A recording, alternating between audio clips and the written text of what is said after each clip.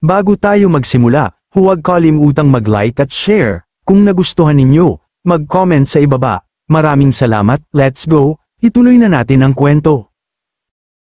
Matapos niyang bigkasan ang mga salitang iyon, agad na itinaas ng Divine God Envoy ang kanyang kamay, tila isang Diyos na nag-uutos sa kalangitan, unti-unting nagtipon-tipon ang kanyang enerhiya, kumukulo at kumikislap na parang bagyong nagbabadya ng kapahamakan, ngumisi siya, puno ng tiwala at yabang, habang mariing binigkas ang mga katagang, formation array, magbukas ka.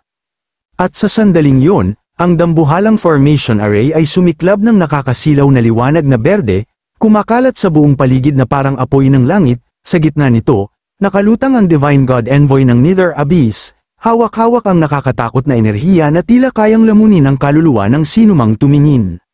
Nang masilayan nito, napakunot ang noo ni Ye Junlin, malamig ang kanyang tinig habang bulong niya. Oh, mukhang isang formation ito, gaya ng inaasahan, handa sila, pero... Sa kabilang panig, bahagyang natigilan si Zhu Wachan, bakas sa kanyang mukha ang pagkagulat at pangamba. Halos manginig ang kanyang tinig ng sambitin, ano, isang formation na nagbibitag sa mga immortal, at pumapatay ng mga demonyo. Sa puntong yun, ang buong lugar ay nabalot ng nakakatindig balahibong enerhiya ng formation array, ang mga cultivator, na dati matapang, ngayon napanganga sa takot at sindak. Kasabay nito, mariing ipinahayag ng God Envoy, puno ng paghamak at pang-uuyam, kayo, grupo ng mga mortal na parang langgam, marunong din pala kayong pumili ng tama. Dagdag pa niya, ang formation na ito ay ika-6 na grado ng makalangit na formation, nilikha ng isang sinaunang celestial formation master ng lahing Nether, kahit isang immortal sovereign, mahihirapan pang makatakas kapag nakulong dito. Nang marinig ang mga salitang yon, agad na sumugod ang mga cultivator, desperadong inatake ang barrier ng formation upang makalabas, ngunit bigo sila, para lamang silang sumusuntok sa tubig, walang saysay, walang kapangyarihan, isa sa kanila ang napasigaw, puno ng sindak, hindi, naglalaho ang cultivation ko, kailangan kong makaalis dito. At isa pa, puno ng galit at panghihinayang, lahat to kasalanan ng Wan Changwei na yun, hindi ko sana pinakialaman ang kaguluhang ito. Samantala, nang masilayan ang nakakatindig balahibong pangyayari, malakas na humalakhak sina Wan Changwei at King Dangyu, bakas sa kanilang mga mukha ang matinding kasiyahan, tila mga buiter na nakakita ng bangkay, habang may paghamak na sigaw ni Wan Changwei, haha, ganito ang tunay na kahulugan ng marunong umayon sa panahon, kayo, mga makikitid ang isip na basura, wala kayong pag-asa. Dagdag pa ni King Dangyu, puno ng panunuya at yabang, aking Panginoon, dahil dito, tiyak na hindi na makakatakas sina Ye Junlin at ang iba pa. Ngunit biglang natigilan siya ng seryosong tumugon ng God Envoy, malamig at mabigat ang tinig, tama? Ngunit bago yon, kailangan ko munang ipagawa sa mga tao ninyo ang isang maliit na pabor. Ano ang ibig mong sabihin? Gulat na tanong ni King Dangyu, nanginginig ang boses. At doon, mula sa ibaba, sumambulat ang nakakatakot na tanawin, ang mga nilalang mula sa Nether Abyss, kasama sa mga nahulog sa bitag ng formation array, humihiyaw sa matinding sakit habang unti-unting hinihigop ang kanilang lakas at kaluluwa. Ang sakit, pakiramdam ko hinihigop ang laman ng katawan ko, mariing sigaw ng isa. Dakilang hari, iligtas niyo ako, pagmamakaawang sigaw ng isa pa, puno ng desperasyon. Nang makita ito, halos mapasigaw si King Dangyu sa matinding gulat at takot, pawisan ng kanyang mukha, nanginginig ang buong katawan sa kahindik-hindik na pangyayari sa kanyang mga tauhan, nauiling siya, mariing nagtanong, God Envoy, bakit nyo ganito tratuhin ang mga tao ko? Bago sumagot, ngumisi ng nakakaloko ang God Envoy, puno ng panlilinlang at kasamaan, mariin itong sinabi, ang pag-activate ng formation na ito ay nangangailangan ng napakalaking dami ng life energy bilang medium, dapat ay parangalan ang mga tao ninyo na magsakripisyo para sa dakilang layunin. Samantala, habang napapluhod sa lupa dahil sa matinding pressure sina Li Wuji at Hong Chenny, mariing sambit ni Li Wuji, puno ng galit, pati sariling tao nila pinapatay nila, wala talagang puso ang lahi ng mga nilalang mula sa Nether Abyss. Dagdag naman ni Hong Chenny, pabulong sa kanyang isip, puno ng desperasyon, mga demonyo, ganito ba matatapos ang pagsikat ko, hindi ako papayag. Mariing sambit ng mga cultivator sa paligid, halos mawala ng pag-asa, tapos na, hindi lang tayo, pati si Senior Ye siguradong mamamatay. Sa sandaling yun, ngumisi ng may panunuya ang God Envoy, malamig ang kanyang mga mata habang sinisipat ang malayo, mariin niyang binigkas, puno ng pang-uuyam, Ye Junlin, siguro napakaganda ng itsura mo ngayon. At doon, mula sa malayo, makikita si Ye Junlin na nakatayo ng matuwid sa likod ng kanyang divine beast na si Akan, bakas sa kanyang mukha ang matinding kumpiyansa, nakangiti ng may panunuya at paninindak, tila hari na walang takot sa gitna ng unos. Nang masilayan yun, napalagok ng laway ang God Envoy, halong gulat at pagtataka ang bumalat sa kanya, mariin niyang bulong, ano, bakit wala man lang siyang bakas ng takot, hindi ba siya natatakot, o mayroon ba talaga siyang paraan para labanan ito? Pagkaraan, buong yabang niyang ipinahayag, sabay taas ng kamay sa direksyon ni Ye Junlin, ang ika-6 na grado na formation na nagkukulong sa mga immortal at pumapatay ng mga demonyo ay kaya pang gawing nana at dugo ang mga immortal lords. Dagdag pa niya, puno ng paghamak, Ye Junlin, tingnan natin kung paano kayo mamamatay kasama ng mga disipulo mo. Samantala, sa puntong ito, makikita sina Bai Xiao at Little Black na nagpanik, umiiyak habang nakaluhod sa lupa, bakas sa kanilang mga mukha ang matinding takot, mariing sigaw ni Bai Xiao, ako si Mausi, ayoko pang mamatay. Dagdag naman ni Little Black, habang desperadong naghuhukay sa lupa, kung mamamatay man ako, gusto kong bumalik sa pinagmulan ko, parang daong nahuhulog sa hangin.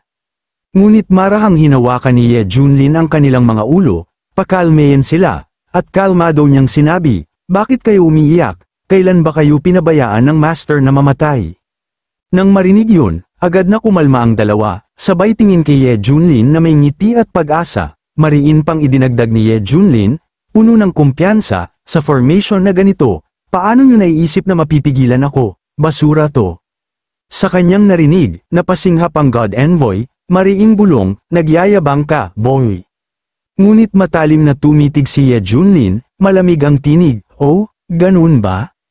Pagkatapos, agad niyang itinaas ang dalawang daliri sa itaas, nagtipon-tipon ng gintong enerhiya na tila araw na sumisilang, mariin niyang sinabi sa kanyang isip, ang Formation Experience Pack na nakuha ko mula sa pag-sign in, ngayon ay magagamit ko na rin sa wakas. At sa isang iglap, pinakawalan ni Ye Junlin ang napakalakas na liwanag, sumabog na parang kidlat, winawasak ang pumapalibot na formation array na naglalamon sa buong paligid. Nang masilayan ito, nanlaki ang mga mata ni Li Wuji at Hong Chenny, bakas ang matinding pagtataka sa mukha ni Hong Chenny, bulong niya sa isip, ano, nilulusaw niya ang formation. Sa kabilang panig, seryosong nakatitig sina King Dangyo at God Envoy sa ginagawa ni Ye Junlin. Si Wan Changwei, hindi mapakali, mariing sambit, huwag kayong kabahan, nagpapakitang gilas lang ang batang yan. Dagdag pa niya, puno ng pagdududa, ang makalangit na formation na itinayo mismo ng mga Diyos, paano niya yan ni Jin, tama ba, banal na sugo? Ngunit hindi sumagot ang God Envoy, bagkus, mariin siyang napabulong sa isip, nanginginig sa kaba, imposible, kahit isang immortal, hindi kayang basagin ang ika-6 na grado ng celestial formation. Dagdag pa niya, habang nakikita si Ye Junlin na walang humpay sa pagdispel ng formation array, posible bang si Ye Junlin ay isang heavenly array master? Hindi maaari, walang ganong nilalang sa Kunlun realm. Ang kinakailangang mental strength ng isang celestial array master ay 100 antas, ang isang true immortal ay karaniwang mayroon lang 20, kahit isang profound immortal, hirap pa ring umabot doon. Nang mapansin ang katahimikan at ang hindi mapakilang ekspresyon ng God Envoy, agad na nagtanong si Wan Changwei, puno ng kaba, ano ang nangyayari sa iyo? Hindi nagtagal, mariin na sumagot ang God Envoy, malamig at mabigat ang tinig, isa siyang Celestial Formation Array Master. Celestial Formation Array Master, ano yun? Gulat na tanong ni Wan Changwei, bakas ang pagtataka sa kanyang mukha. Samantala, agad na sumabat si King Dangyo, mariin niyang inilahad ang kanyang nalalaman, puno ng sindak, yun ba ang uri ng formation sa alamat na kayang agawin ang paglikha ng langit at lupa, nakakaapekto sa kapalaran ng buong lahi, at hari ng lahat ng formation. Dagdag pa niya, puno ng pagkamangha, narinig ko, pati ang Celestial Sovereign ay nguminingiti at magalang na bumabati sa nilalang na ganun kalakas. Nang marinig ang mga salitang yun, napakunot ang mukha ni Wan Changwei, bakas ang matinding kaba habang mariin niyang bulong sa isip, hindi maaari ito, paano magiging ganun si Ye Junlin, kung ganun, hindi talaga sila kayang ikulong ng formation na ito. Sa puntong ito, makikita ang formation array ay unti-unting nagkaroon ng mga bitak, tila salamin na nababasag, dahil sa patuloy na pagdispel ni Ye Junlin. Nang masilayan yun, ngumisi siya, puno ng kumpiyansa, mariin niyang ipinahayag, "Mawasak ka na, para sa akin." At doon, tuluyang na-dispel ang formation array, nabasag ito na parang kristal na nagkadurog-durog, habang si Ye Junlin ay nakatayo sa gitna, tila isang Diyos ng formation arrays, nakalulupig at makapangyarihan.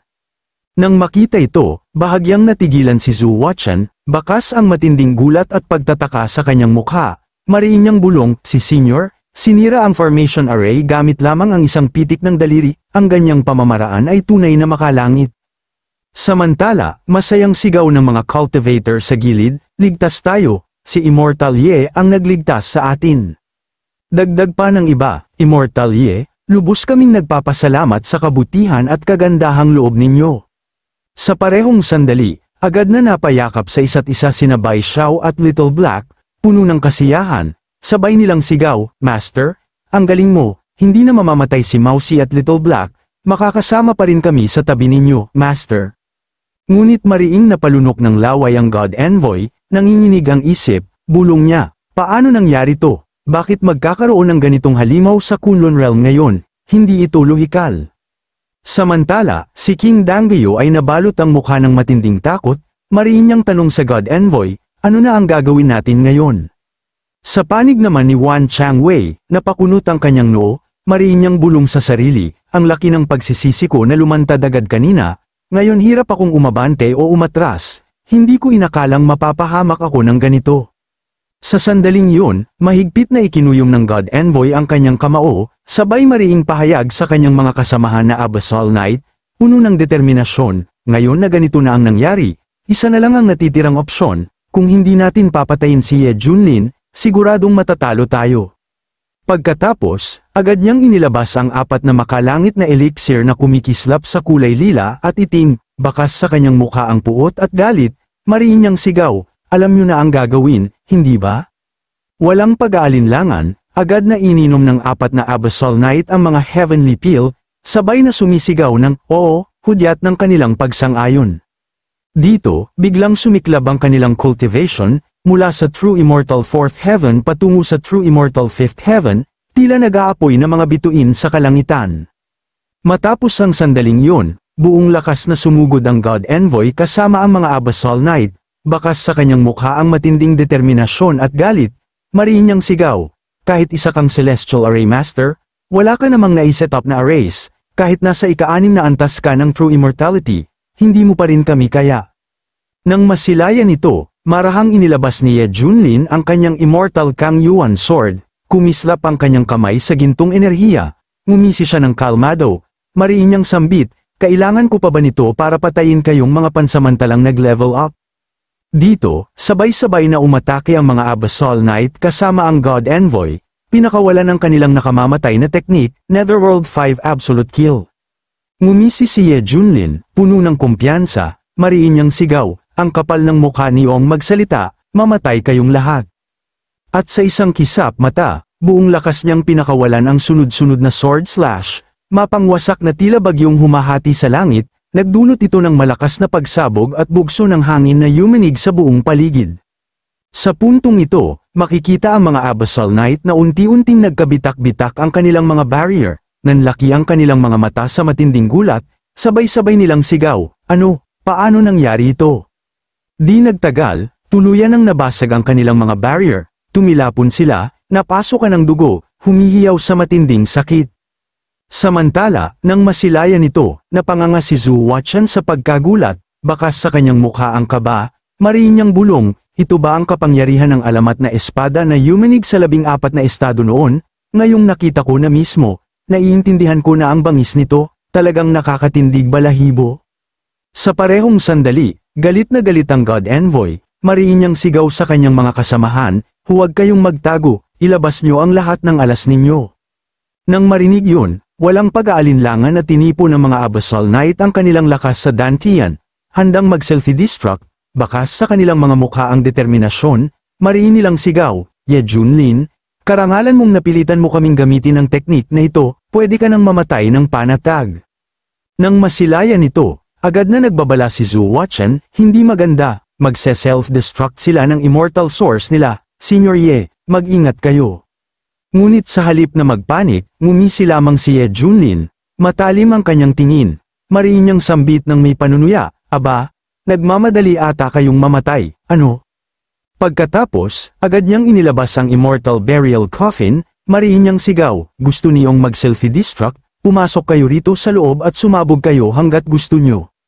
At sa isang iglap, inaktiba niya ito, nagbukas ang kabaong na parang espasyo mula sa impyerno, agad na hinigop ang mga Abyssal Knight, ikinulong sila sa loob, natigilan sila sa matinding takot, mariin nilang sigaw, ano tong makaimpyernong bagay na ito? Dagdag pa ng isa, humihiyaw habang nagmamakaawa, hindi ito maaari, pakiusap, huwag. At sa isang iglap, tuluyan ang nagsara ang makalangit na kabaong matapos lamunin ang lahat ng Abyssal Knight. Nang masilayan ang kaganapan, nanginginig sa matinding takot ang God Envoy. Pawisan ang kanyang mukha, mariin niyang bulong, hindi ito totoo.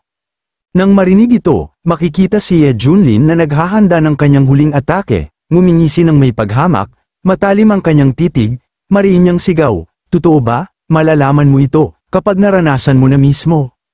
At sa isang iglap, buong lakas niyang pinakawalan ng isang mapang wasak na sword slash, diretso sa God Envoy, upang tapusin na ang kanyang buhay.